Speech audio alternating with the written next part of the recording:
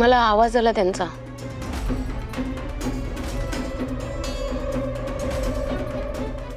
मणी सर नाही ग, मणी सर कसे येतील इकडे? आणि एवढ्या रात्री मी त्यांना बरं येऊ देईल तुझ्या रूम मध्ये? तेव्हा झोपले असताना काही या, मी ते पिंटाशी बोलत होते ना, त्याचा आवाज तुला आला असेल. स्वानंदी, तू ना खूप विचार करतेस. तू आराम कर बरं, झोप आधी. मी जरा फ्रेश होऊन येते, तोवर तू आराम कर. हा, आराम कर.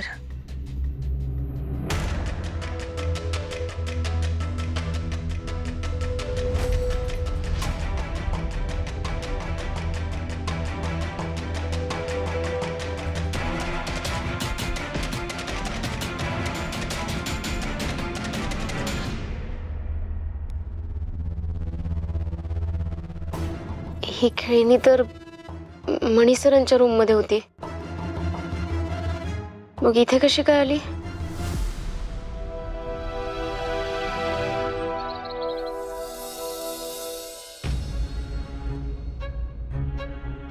अरे स्वानंदी, ये. कशी तब्येत आता? बरी आहे ना? औषध घेतलंस ना सकाळचं? हो मॅडम, औषध घेतलं आणि मी बरी आहे आता. सदा 2 प्लेट पोहे घेऊन ये. मी फळं मागवली, ती रोज खायची, तब्येतीला चांगली असतात. आणि हे बघ, तब्येतीकडे लक्ष दे, बाकी कशातही लक्ष देऊ नकोस, कळलं? हो मॅडम.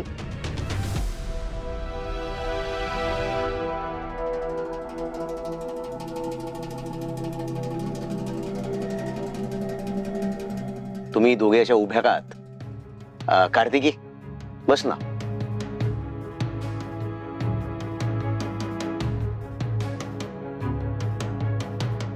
स्वानंदी, काय तू सुद्धा बस. नाही नको, मी नंतर बसते. स्वानंदी बस.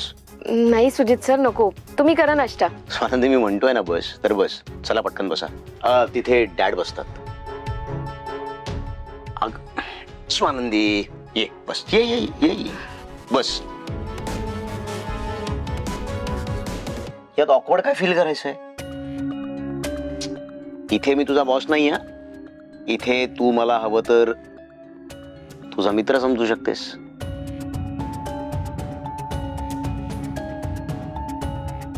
आणि मॉम काय म्हणत होती त्याकडे नीट लक्ष द्यायचं.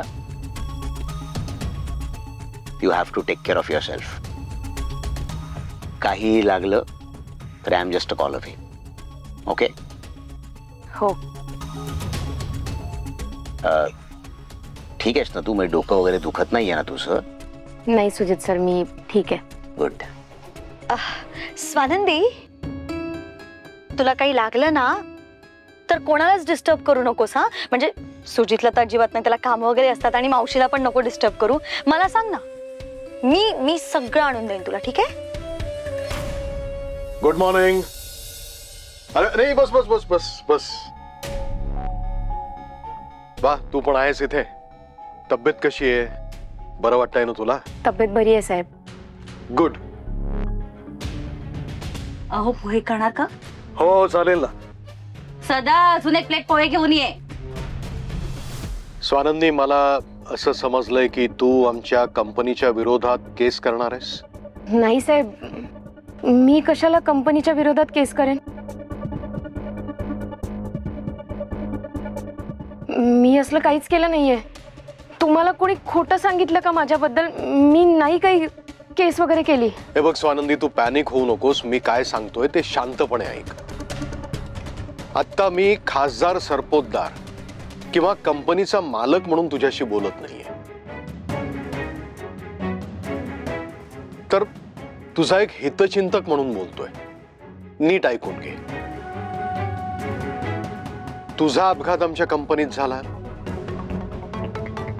कंपनीचे मशीन्स नीट चेक केली नव्हती, हा सबळ पुरावा तुझ्याकडे आहे. म्हणून तू आमच्या कंपनीवरती केस करू शकतेस. आणि त्याची शिक्षा म्हणून जी काय रक्कम असेल, जो काही मोबदला असेल तो द्यायला आम्ही तयार आहोत.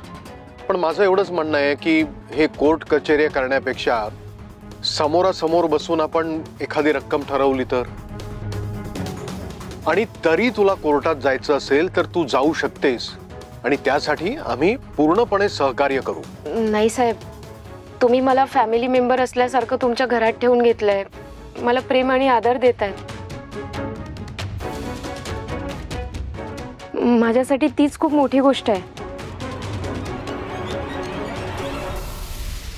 तुम्ही इतकं सगळं करताय माझ्यासाठी, मी का कंपनीवर केस करेन? पण तरी सुद्धा या अपघाताचा मोबदला म्हणून तुला किती रक्कम हवी आहे हे तू मनमोकळेपणाने सांगितलंस तरी चालेल.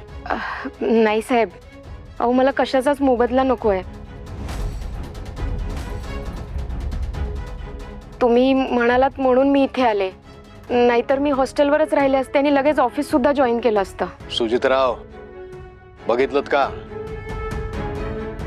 मी तुम्हाला सुरुवातीपासून सांगत होतो की ही मुलगी, ही स्वानंदी वेगळी आहे. हिच्यामध्ये काहीतरी स्पार्क आहे. तिच्या मनात सच्चेपणा आणि चांगुलपणा आहे. कोणाचाही गैरफायदा घेण्याचा विचारही ती करू शकत नाहीये. आणि सुजितराव, माणूस पैशानं श्रीमंत किंवा गरीब आहे हे महत्वाचं नसून तो मनानं किती श्रीमंत आहे ह्याच्यावरनं माणसाची खरी ओळख पटते. आणि सुजितराव, स्वानंदी एकदा पूर्णपणे बरी झाली आणि ऑफिसला यायला लागली की आपण तिच्या प्रमोशन बद्दल आपण बोलूया. आणि स्वानंदी, माझी एवढीच विनंती आहे की हे प्रमोशन तू नाकारू नकोस. खरं तर मी यांची फक्त एक एम्प्लॉई आहे, तरी ही लोक माझ्यासाठी किती काय काय करतात. खरंच ही लोक खूप छान आहेत.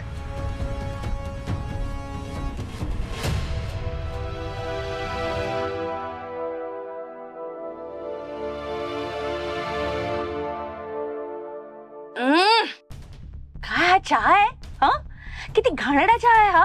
तुला चहा पण बनवता येत नाही साधा. मी एवढा पगार कशाला देते चहा बनवायला ना? शी, काय हे, मी कंटाळले या घरात चहा पिऊन.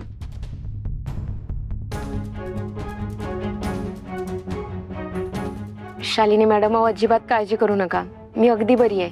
मी तुमच्यासाठी छान चहा बनवते.